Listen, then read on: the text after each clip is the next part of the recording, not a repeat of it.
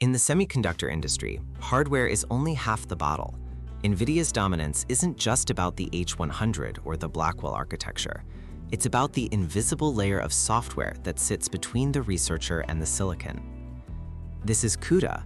For nearly 2 decades, NVIDIA has built a comprehensive ecosystem of libraries, compilers, and debuggers that have become the industry standard. When we talk about a $100 billion moat, we aren't talking about factories. We are talking about millions of lines of code that only run on NVIDIA hardware. To compete, AMD doesn't just need a faster chip, they need to replicate 20 years of software refinement. This is the challenge facing ROCm, AMD's open source answer to the CUDA monopoly. To understand the moat, we have to look at the code. CUDA, or Compute Unified Device Architecture, allows developers to write C++ that executes directly on thousands of GPU cores. A CUDA kernel is a function that runs in parallel.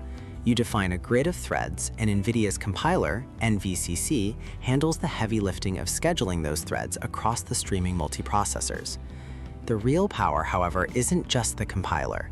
It's the highly tuned libraries like cuBLAS for linear algebra and cuDNN for deep learning. These are hand-optimized at the assembly level for every specific NVIDIA architecture. If you move your code to a different chip, those optimizations vanish. You aren't just losing a compiler, you're losing a generation of math research. AMD's strategy with ROCm, Radeon Open Compute, is to build an open-source mirror of the CUDA stock.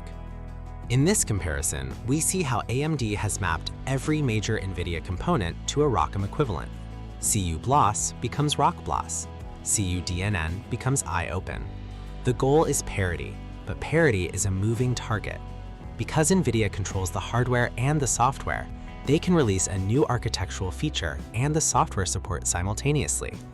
AMD, on the other hand, is often playing catch-up, writing software to support hardware that is already in the market.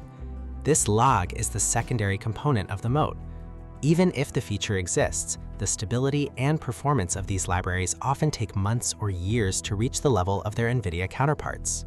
To bridge the gap, AMD introduced HIP, the Heterogeneous Interface for Portability.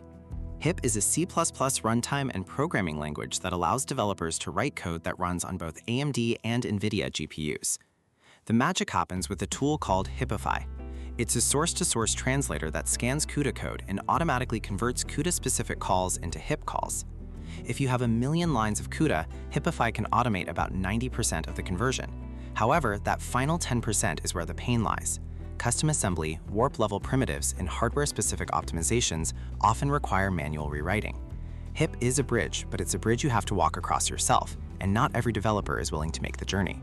The best news for AMD is that most AI developers no longer write CUDA.